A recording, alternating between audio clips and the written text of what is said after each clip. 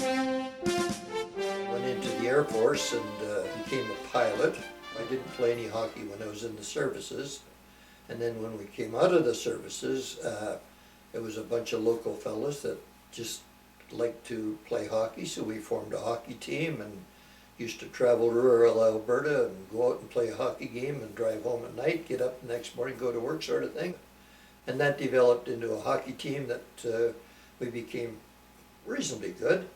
Got involved in a league, and the league developed to a point where there was a Western Canada playoff.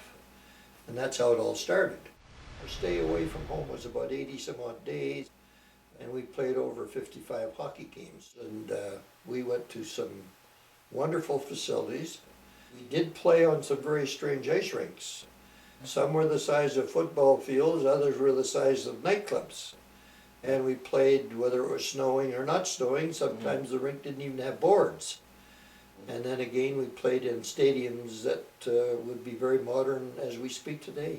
Wembley Stadium was a magnificent facility, and some of the ones in Switzerland with the plexiglass boards, and so we got a mixture of everything, and can't complain about any of it.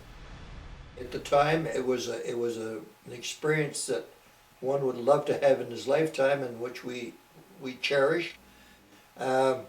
We came home, there was a reception, there was school children got a day off, we had a big parade downtown, and you know, a couple of weeks later everything kind of faded and we didn't think too much more of it.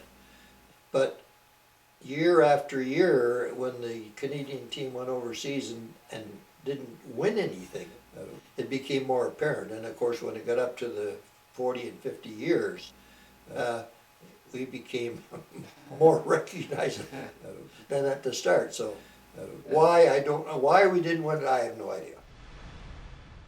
Well, it's an honor. There's no doubt about it. My only disappointment is the fact that Mr. Christensen, who sponsored and made this whole thing possible, hasn't been recognized in any Hall of Fame. And we, you know, we're trying our best to get Mr. Christensen in, because it was his concern and monies that made this trip possible. He, for example, called each one into the room, and whoever was working at Waterloo, of course he knew their wages, but anybody that wasn't working at Waterloo Mercury was asked the wage they were earning, and Mr. Christensen saw that that size check was delivered to the wife while we were all away. And I would probably think that Mr. Christensen spent about $100,000 of his own money. And that was a lot of money back in 1952, believe me.